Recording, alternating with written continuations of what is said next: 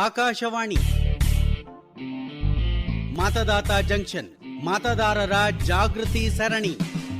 ಒಕ್ಕೂಡಲು ಜನ ವೋಟಿನೊಂದಿಗೆ ವೋಟು ಆಗುವುದು ಲೋಕತಂತ್ರದ ಸಿಸ್ಟಮ್. ಮತದಾರರು ಒಂದಾದರೆ ಅದು ಎಂಥ ಹೊಸ ಕನೆಕ್ಷನ್. ಪ್ರಾಯೋಜಕರು ಭಾರತ ಚುನಾವಣಾ ಆಯೋಗ. ಕೇಳಿ ಮತದಾತ ಜಂಕ್ಷನ್. ಮತದಾತ ಜಂಕ್ಷನ್ ಹ್ಯಾಶ್ಟ್ಯಾಗ್ ಮತದಾತ ಜಂಕ್ಷನ್. मतदाता जंक्शन हैशटैग मतदाता जंक्शन. दोस्तों, आम चुनाव आ रहे हैं. दुनिया का सबसे बड़ा लोकतंत्र एक बार फिर अपने लिए एक सरकार चुनेगा. हर नागरिक को इसका हिस्सा बनने का मौका मिलेगा. लेकिन हम अक्सर भूल जाते हैं कि इस वोट के अधिकार को हम तक पहुंचाने के लिए हमारे पूर्वजों ने कितनी बड़ी बड़ी कुर्बानियां दी थी. इसीलिए उनको याद करते हुए, उनकी कुर्बानियों को याद करते हुए आज मैं आपके सामने एक शपथ लेना चाहूंगा. ये मेरे हाथ में तिरंगे के रंग के 3 धागे हैं. इन्हें मैं अपनी कलाई पे बांधूंगा. ये नाजुक धागे उस मजबूत शपथ का प्रतीक हैं कि मैं न डर से, न दबाव से, न धर्म जाति के नाम पर, न पैसों के लिए, न किसी और लालच के लिए मैं अपना वोट नहीं बेचूंगा. और ये धागे मेरी कलाई से तब तक नहीं उतरेंगे जब तक मैं इन्हीं हाथों से आने वाले चुनाव में वोट न डाल दूं. ये मेरी शपथ है अपने आप को, अपने वतन को. ಸ್ನೇಹಿತರೆ, ಈಗ ತಾನೇ ಪದ್ಮಶ್ರೀ, ಪದ್ಮಭೂಷಣ ಸಿನಿಮಾ ನಟ ಅಮೀರ್ ಖಾನ್ ಅವರ ಪ್ರೋತ್ಸಾಹದಾಯಕ ಮಾತುಗಳನ್ನು ಕೇಳಿ ಇವತ್ತಿನ ಮತದಾತ ಜಂಕ್ಷನ್ ಕಾರ್ಯಕ್ರಮದಲ್ಲಿ ನಾವು ಯಾವ ಮಹತ್ವಪೂರ್ಣ ವಿಷಯದ ಬಗ್ಗೆ ಮಾತನಾಡ್ತಾ ಇದ್ದೇವೆ ಎಂದಂತೂ ನೀವು ಊಹಿಸಿರಬಹುದು. ಸರಿ, ಹಾಗಾದ್ರೆ ಕಾರ್ಯಕ್ರಮವನ್ನ ಮುಂದುವರಿಸೋಣ. ನೋಡಿ ಸ್ವಾಮಿ, ನಿಮಗೆ ನಮ್ಮ ಮೇಲೆ ನಂಬಿಕೆ ಇದ್ರೆ ನೀವು ನಾನು ಹೇಳಿದ ಒಂದು ಕೆಲಸವನ್ನು ಮಾಡಬೇಕು.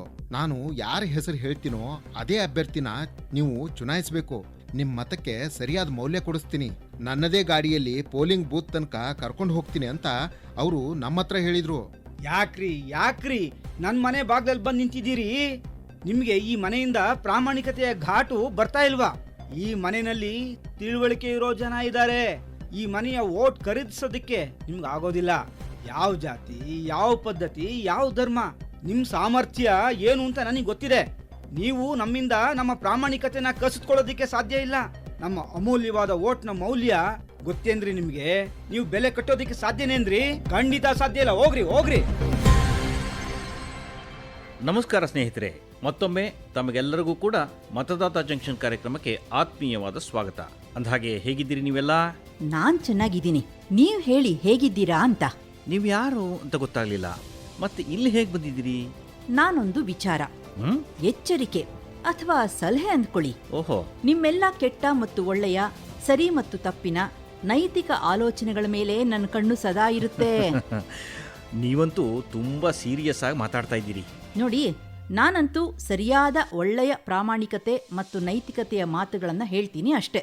ಅದ್ ಸರಿ, ಆದ್ರೆ ಯಾಕೋ ಒಂಥರ ಒಗಟಿನ ರೀತಿ ಮಾತಾಡ್ತಾ ಇದ್ದೀರಲ್ಲ? ಸರಿಯಾಗಿ ಹೇಳಿದ್ರಿ, ನಾನು ಒಗಟೆ. ಓಹೋ, ಒಗಟ.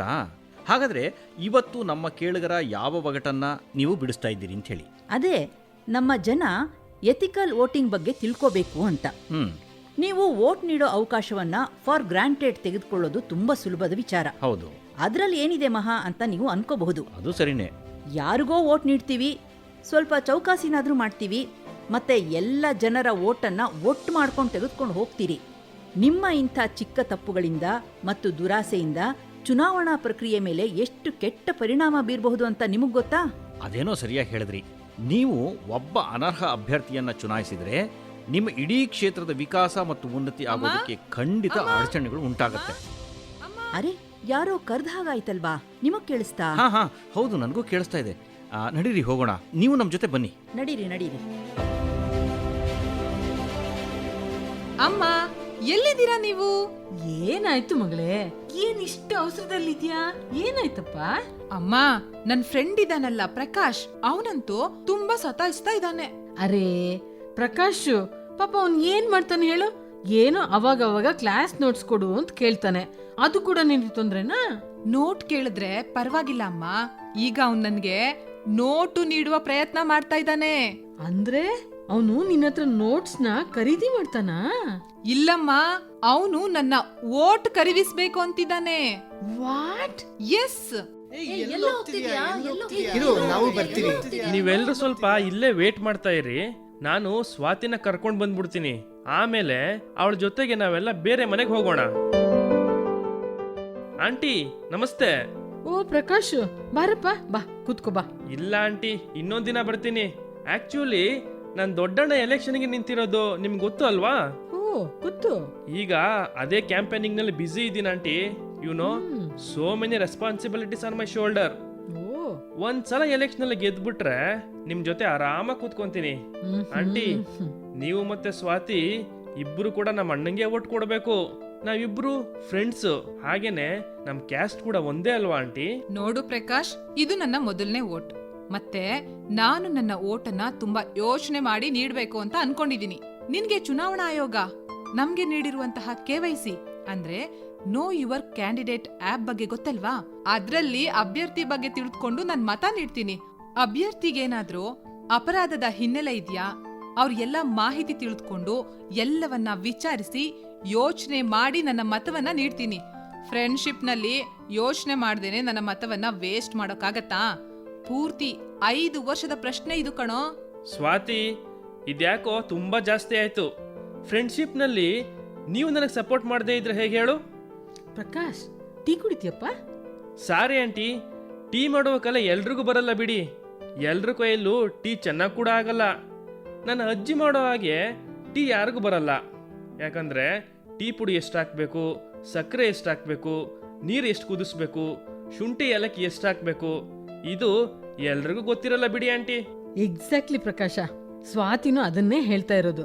ಎಲ್ಲಿವರೆಗೆ ಅಭ್ಯರ್ಥಿಯ ಕೆಲಸ, ಪ್ರೊಫೈಲು ಮತ್ತೆ ಅವರ ಮ್ಯಾನಿಫೆಸ್ಟೋ ಕೂಲಂಕುಷವಾಗಿ ನೋಡೋದಿಲ್ವೋ ಅಲ್ಲಿ ತನಕ ಸುಮ್ನೆ ಯಾರಿಗೋ ಓಟ್ ಕೊಡಕ್ಕಾಗುತ್ತಾ ಹೇಳು? ನೀನ್ ಹೇಳ್ದ ಹಾಗೆ ನಿಮ್ಮ ಅಣ್ಣನ್ಗೆ ನಾವು ಓಟು ನೀಡಿದ್ವಿ ಅನ್ಕೋ, ಮತ್ತೆ ಅವ್ರು ನಮ್ ವಿಚಾರ, ಆಕಾಂಕ್ಷೆ, ನಿರೀಕ್ಷೆಗಳನ್ನು ಸುಳ್ಳು ಮಾಡಿದ್ರೆ ನಮ್ ಒಂದು ಮತ ವೇಸ್ಟ್ ಆಗಲ್ವೇನಾ? ನಮ್ಮ ಕ್ಷೇತ್ರದಲ್ಲಿ ಒಂದು ಒಳ್ಳೆ ಅಭ್ಯರ್ಥಿನ ಚುನಾಯಿಸಲು 5 ವರ್ಷದಲ್ಲಿ ಒಂದೇ ಒಂದ್ಸಲ ಅವಕಾಶ ದೊರೆಯುತ್ತೆ ನೋಡು. ಆ ಅವಕಾಶನ ಕಳ್ಕೊಂಡ್ರೆ ನಮ್ಮಷ್ಟು ಮೂರ್ಖರು ಯಾರಿರ್ತಾರೆ ಹೇಳಪ್ಪ? ಅಯ್ಯೋ ಆಂಟಿ, ನೀವ್ಯಾಕೆ ಇಷ್ಟೊಂದು ಟೆನ್ಷನ್ ಮಾಡ್ಕೋತಾ ಇದ್ದೀರಾ? ನಮ್ಮ ಅಣ್ಣ ಒಂದ್ಸಲ ಗೆದ್ದ ಅಂದ್ರೆ ನೀವು ಪರ್ಸನಲ್ ಆಗಿ ಕೂಡ ಅಪ್ರೋಚ್ ಮಾಡ್ಬೋದು. ಅದ್ರಲ್ಲಿ ಏನ್ ಪ್ರಾಬ್ಲಮ್ಮು? ಅಲ್ಲ ಪ್ರಕಾಶ, ನಿಮ್ಮ ಅಣ್ಣಂಗ್ ಗೊತ್ತಿಲ್ಲದೆ ಇರೋರು ಎಲ್ಲಿಗೆ ಹೋಗ್ತಾರೆ, ಯಾರ್ ಬಳಿ ಹೋಗ್ತಾರೆ? ಮತ್ತೆ ನಮ್ಮ ಏರಿಯಾದ ಸಮಸ್ಯೆಗಳು ಹೇಗ್ ದೂರವಾಗತ್ತೆ? ಸ್ವಾತಿ, ಅವ್ರ ಎಲ್ಲರ ವಿಷಯ ನೀನ್ ಬಿಟ್ಟಾಕು, ನಿಮ್ಮ ವಿಷಯ ಅಷ್ಟೇ ಹೇಳು. ಅರೇ ಓ ಪ್ರಕಾಶ, ವೋಟಿಂಗ್ ಎಥಿಕ್ಸ್ ಅಂತ ಇದಾವೆ, ನಿಂಗ್ ಗೊತ್ತಾ ಅದು? ಆ ಎಥಿಕ್ಸ್ ಗಳನ್ನ ನೀನೇ ಮರ್ತು ಬಿಟ್ಟಿದ್ಯಾ. ಹಾ, ನೀನ್ ನಮ್ಮನ್ನ ಒಂದ್ಸಲ ರಿಕ್ವೆಸ್ಟ್ ಮಾಡ್ಬೋದಿತ್ತು, ನಮ್ಮ ಅಣ್ಣನನ್ನ ಕನ್ಸಿಡರ್ ಮಾಡಿ ಅಂತ. ನೀನಂತೋ ನಮ್ಗೆ ಫಿಲ್ಮ್ ತೋರಿಸ್ತೀನಿ, ಪಾರ್ಟಿ ಮಾಡೋಕೆ, ಎಕ್ಸಾಮ್ಸ್ ಗಳಲ್ಲಿ ಕಾಪಿ ಹೊಡಿಯೋಕೆ ಹೆಲ್ಪ್ ಮಾಡ್ತೀನಿ ಅಂತ ಎಲ್ಲ ಹೇಳ್ತೀಯ. ನಮ್ಮ ಮತ ಅಷ್ಟೊಂದು ಕೇವಲನಾ? ನೀನ್ ಕುಡಿಯೋ ತಿನ್ನೋ ಅಂಶಗಳಿಗೆ ನಾವು ನಮ್ಮ ಮತವನ್ನ ಮಾರ್ಕೊಂಡ್ ಬಿಡ್ತೇವೆ ಅಂತ ಅನ್ಕೊಂಡಿದ್ಯಾ ನೀನು? ಏನೇ ಸ್ವಾತಿ, ನೀನು ಒಬ್ಬ ಫ್ರೆಂಡ್ ಆಗಿ ಈ ಸಣ್ಣ ಕೆಲ್ಸನೂ ಮಾಡಕ್ಕಾಗಲ್ವಾ ನಿಂಗೆ? ಖಂಡಿತ ಆಗಲ್ಲ ಪ್ರಕಾಶ. ಇದೇ ತರ ನೀನು ಬೇರೆಯವ್ರಿಗೂ ಆಮಿಷ ತೋರ್ಸಿದ್ರೆ ಮತ್ತೆ ಅವರಿಗೆ ಫೋರ್ಸ್ ಏನಾದ್ರೂ ಮಾಡ್ದೆ ಅನ್ಕೋ, ನನ್ನ ಹತ್ರ ಫೋನ್ ಇದೆ ನೋಡಿಲ್ಲಿ, ಸಿ ವಿಜಿಲ್ ಆಪ್ ಇದೆ. ನೀನ್ ಮಾತಾಡೋ ವಿಡಿಯೋನ ಅಪ್ಲೋಡ್ ಮಾಡ್ಬಿಡ್ತೀನಿ. ನೀನ್ ಬೇರೆ ಯಾರಿಗಾದ್ರೂ ಇನ್ಫ್ಲೂಯೆನ್ಸ್ ಮಾಡೋ ಪ್ರಯತ್ನ ಮಾಡಿದ್ರು ಅಷ್ಟೇ, ಆ ಮಾಹಿತಿನೂ ಸಿ ವಿಜಿಲ್ ಆಪ್ಗೆ ನಾನು ಕಳಿಸಬಹುದು. ಇಂಥ ಕೆಲಸಗಳನ್ನ ತಪ್ಸೋಕೆ ಸರಿಯಾದ ಸಮಯದಲ್ಲಿ ಕ್ರಮವನ್ನ ಕೈಗೊಳ್ಳಾಗತ್ತೆ. ಅದು ಕೂಡ ನಿಂಗ್ ಗೊತ್ತಿರ್ಲಿ. ಪ್ರಕಾಶ್, ನಿಂದಂತೂ ಯಾಕೋ ತುಂಬಾ ಜಾಸ್ತಿ ಆಯ್ತು. ನೀನ್ ಕೆಲವರಿಗೆ ನಮ್ಮಣ್ಣ ಅಂತ ಬೇರೆ ಹೇಳ್ತೀಯಾ, ನಾನು ನೀನು ಒಂದೇ ಕ್ಯಾಸ್ಟ್ ಅಂತ ಹೇಳ್ತೀಯಾ? ಏನೋ ಇದು ನೋಡಪ್ಪ, ನಾನಂತೂ ನನ್ನ ಇಚ್ಛೆಯಿಂದ ಯೋಚನೆ ಮಾಡಿ ಓಟನ್ನ ನೀಡ್ತೀನಿ. ಇಷ್ಟೊಂದು ಫೋರ್ಸ್ ಮಾಡಿ ನನ್ ಮೇಲ್ ಒತ್ತಡ ಹೇರೋಕೆ ನೀನ್ ಯಾರೋ? ನನಗ್ ಗೊತ್ತು ನಾನು ಯಾರಿಗ್ ವೋಟ್ ಮಾಡ್ಬೇಕು ಅಂತ. ಹೌದಾ? ಹಾಗಾದ್ರೆ ಇನ್ಮೇಲಿಂದ ನಮ್ಮಿಬ್ರು ಫ್ರೆಂಡ್ಶಿಪ್ ಕಟ್ಟು. ಹೋಗು, ನಾನು ಹೋಗ್ತೀನಿ.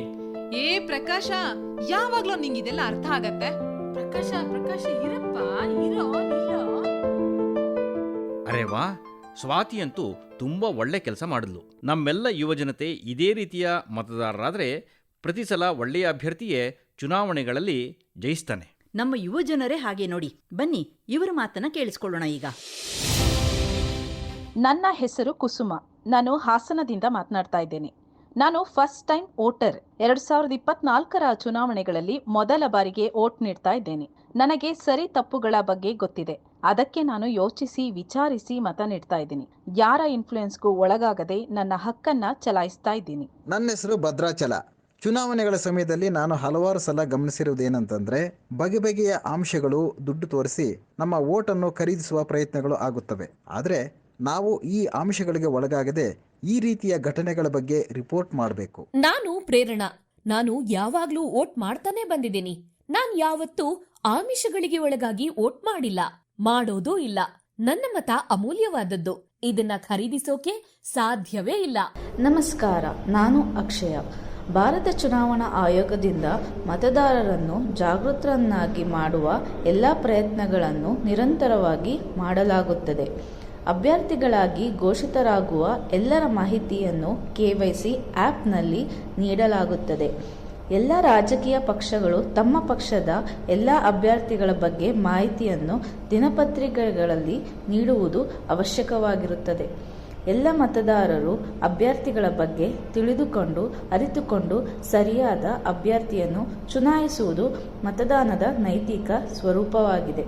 ಕರೇಣ, ನಿಮ್ಮ ಓಟು ನಮ್ ಬುದ್ಧಿಯೋರು ಹೆಂಗ್ ಹೇಳ್ತಾರೋ ಹಂಗೆಯ. ಬುದ್ಧಿಗಿದ್ದಿ ಐತೆ ನನ್ನ ಯಾರ್ ಮಾತು ಕೇಳ್ಬಡಣ್ಣ, ನಿಂತ ನನ್ನ ಕಿಲ್ಲಿ ಮಾರ್ಕೊಂತ್ಯಣ್ಣ. ಬುದ್ಧಿಗಿದ್ದಿ ಐತೆ ನನ್ನ ಯಾರ್ ಮಾತು ಕೇಳ್ಬೇಡಣ್ಣ, ನಿಂತ ನನ್ನ ಕಿಲ್ಲಿ ಮಾರ್ಕೊಂತ್ಯಣ್ಣ. ಸ್ವತಂತ್ರ ನಾಡು ನಮ್ದು, ಪ್ರಜಾ ಪ್ರಭುತ್ವ ನಮ್ದು, ನಮ್ಗಿಷ್ಟ ಬಂದೋರ್ ಓಟು ನೀಡ್ಬೇಕಣ್ಣ. ಸ್ವತಂತ್ರ ನಾಡು ನಮ್ದು, ಪ್ರಜಾ ಪ್ರಭುತ್ವ ನಮ್ದು, ನಮ್ಗಿಷ್ಟ ಬಂದೋರ್ ಓಟು ನೀಡ್ಬೇಕಣ್ಣ. ಚಲುವಯ್ಯ ಚಲುವೋ ತಾನಿ ತಂದನ್ನ, ಮಹಾ ಚುನಾವಣೆ ಬಂದೈತಣ್ಣ, ಮಹಾ ಚುನಾವಣೆ ಬಂದೈತಣ್ಣ, ಮಹಾ ಚುನಾವಣೆ ಬಂದೈತಣ್ಣ. ಹಾಗಾದ್ರೆ ಇವತ್ತಿನ ಪ್ರಶ್ನೆಯನ್ನ ಕೇಳಿಸ್ಕೊಳ್ಳೋಣ. ಖಂಡಿತ. ಇವತ್ತಿನ ಪ್ರಶ್ನೆ: ಯಾರಾದರೂ ನಿಮಗೆ ಅನುಚಿತವಾಗಿ ಒತ್ತಡ ನೀಡಿದರೆ ಅಥವಾ ಆಮಿಷ ನೀಡಿ ನಿಮ್ಮಿಂದ ಓಟನ್ನು ಖರೀದಿಸುವ ಪ್ರಯತ್ನ ಮಾಡಿದರೆ ಇದರ ಮಾಹಿತಿಯನ್ನು ನೀವು ಯಾವ ಮೊಬೈಲ್ ಆಪ್ನಲ್ಲಿ ನೀಡಬಹುದು? ನಿಮ್ಮ options: A voter helpline app, B KYC app, C vigil app. ನೀವು ನಿಮ್ಮ ಉತ್ತರವನ್ನು ನಮ್ಮ ವಾಟ್ಸ್ಆಪ್ ಸಂಖ್ಯೆ 9999031950 ಇದಕ್ಕೆ ಬರುವ ಬುಧವಾರದ ಒಳಗೆ ಕಳುಹಿಸಬಹುದು. ನಿಮ್ಮ ಹೆಸರು, ಪೂರ್ಣ ವಿಳಾಸ, ಪಿನ್ ಕೋಡ್ ಮತ್ತು ಫೋನ್ ನಂಬರ್ ಖಂಡಿತವಾಗಿ ಬರೆದು ಕಳುಹಿಸಿ. ವಿಜೇತರ ಹೆಸರನ್ನು ಮತದಾತ ಜಂಕ್ಷನ್ನ ಮುಂದಿನ ಎಪಿಸೋಡ್ನಲ್ಲಿ ಅನೌನ್ಸ್ ಮಾಡಲಾಗುವುದು. ಭಾರತ ಚುನಾವಣಾ ಆಯೋಗದ ಮೂಲಕ ವಿಜೇತರಿಗೆ ಪ್ರಮಾಣ ಪತ್ರ ಮತ್ತು ಪುರಸ್ಕಾರವನ್ನು ನೀವು ನೀಡಿರುವ ವಿಳಾಸಕ್ಕೆ ಕಳುಹಿಸಿಕೊಡಲಾಗುವುದು. ಕಳೆದ ಸಂಚಿಕೆಯ ಸರಿಯಾದ ಉತ್ತರ ECI.gov.in. ವಿಜೇತರ ಹೆಸರು ಕೇರಳದ ಕಣ್ಣೂರು ಜಿಲ್ಲೆಯ ಅನಾಮಿಕಾ P. ನಿಮಗೆ ಅಭಿನಂದನೆಗಳು. ನಮಸ್ಕಾರ, ನಾನು ನಿಮ್ಮ ಡಾಕ್ಟರ್ ಶಮಿತಾ ಮಲ್ನಾಡ್. ಇಂದಿನ ಯುವಜನರೇ ಭವ್ಯ ಭಾರತದ ಭವಿಷ್ಯ. ಹೌದು, ಮತದಾನ ದೇಶದ ಸಂವಿಧಾನ ನಮಗೆ ನೀಡಿರುವಂತಹ ಮಹತ್ವದ ನಾಗರಿಕ ಸ್ವಾತಂತ್ರ್ಯ ಮತ್ತು ಹಕ್ಕು. ಯಾವುದೇ ಆಸೆ ಆಮಿಷಕ್ಕೆ ಬಲಿಯಾಗಬೇಡಿ, ನಿರಾಸಕ್ತಿ ತೋರಿಸಬೇಡಿ.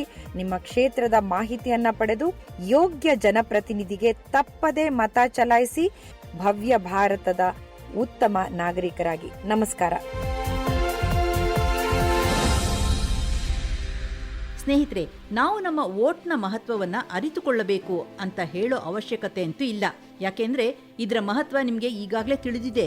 ನಿಮ್ಮ ಒಂದು ವೋಟು ನಿಮ್ಮ ಚುನಾವಣಾ ಕ್ಷೇತ್ರ ಮತ್ತು ನಿಮ್ಮ ದೇಶದ ಭವಿಷ್ಯವನ್ನೇ ನಿರ್ಣಯಿಸುತ್ತೆ. ನಿಮ್ಮ ವೋಟು ಅತ್ಯಮೂಲ್ಯವಾದದ್ದು. ಈ ಅಮೂಲ್ಯವಾದ ಮತವನ್ನು ಸರಿಯಾದ ಅಭ್ಯರ್ಥಿಗಳಿಗೆ ನೀಡಿ ನಿಮ್ಮ ಮತದ ಅರ್ಥವನ್ನ ಸಾರ್ಥಕವಾಗಿಸಿ. ಹಾಗಾದ್ರೆ ಕೇಳಿದ್ರೆ ನಮಗೆ ಅನುಮತಿಯನ್ನು ನೀಡಿ ಮತ್ತೆ ಮುಂದಿನ ಶುಕ್ರವಾರ ಮತದಾತ ಜಂಕ್ಷನ್ ಕಾರ್ಯಕ್ರಮದಲ್ಲಿ ಮತ್ತೊಂದು ರೋಚಕ ವಿಷಯದೊಂದಿಗೆ ನಿಮ್ಮನ್ನು ಭೇಟಿಯಾಗಲಿದ್ದೇವೆ. ಅಲ್ಲಿಯವರೆಗೆ ನಮಸ್ಕಾರ.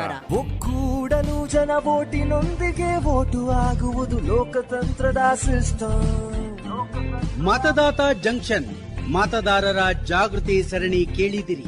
ಕನ್ನಡ ಅನುವಾದ TJ ರಾಮಾಂಜನೇಯ, ನಿರ್ಮಾಣ ಆಶಾ ಮತ್ತು MS ಅನುಪಮ. ಪ್ರಾಯೋಜಕರು ಭಾರತ ಚುನಾವಣಾ ಆಯೋಗ. ಈ ಕಾರ್ಯಕ್ರಮವನ್ನು ಬೆಂಗಳೂರು ಆಕಾಶವಾಣಿ ಕೇಂದ್ರದಲ್ಲಿ ಸಿದ್ಧಪಡಿಸಲಾಗಿತ್ತು. ಒಕ್ಕೂಡಲು ಜನ ವೋಟಿನೊಂದಿಗೆ ವೋಟು ಆಗುವುದು ಲೋಕತಂತ್ರದ ಸಿಸ್ಟಮ್.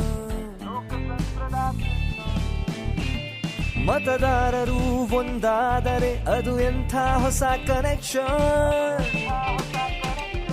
मतदाता जंक्शन हैशटैग मतदाता जंक्शन, मतदाता जंक्शन हैशटैग मतदाता जंक्शन।